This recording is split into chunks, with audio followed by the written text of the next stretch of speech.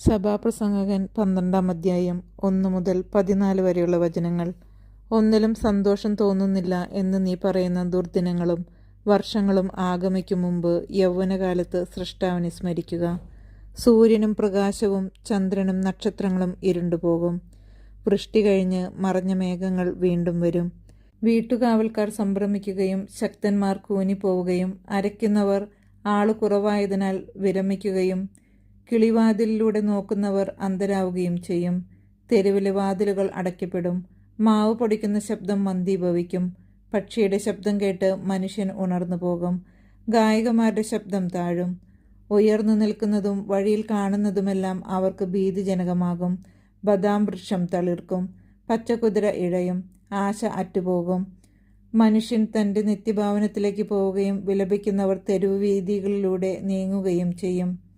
വെള്ളിച്ചരട് പൊട്ടും. കനകപാത്രങ്ങൾ തകരും. അരുവിയിൽ വെച്ച് കുടം ഉടയും. നീർത്തൊട്ടിയുടെ ചക്രം തകരും.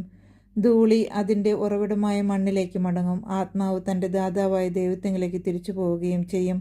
സഭാപ്രസംഗകൻ പറയുന്നു, മിഥ്യകളിൽ മിഥ്യ, സമസ്തവും മിഥ്യ. ഉപസംഹാരം.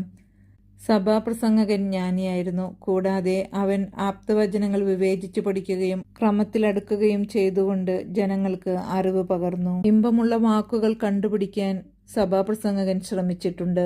സത്യവചസ്സുകൾ സത്യസന്ധമായി രേഖപ്പെടുത്തുകയും ചെയ്തിരിക്കുന്നു. ജ്ഞാനിയുടെ വാക്കുകൾ ഇടയന്റെ വടി പോലെയാണ്.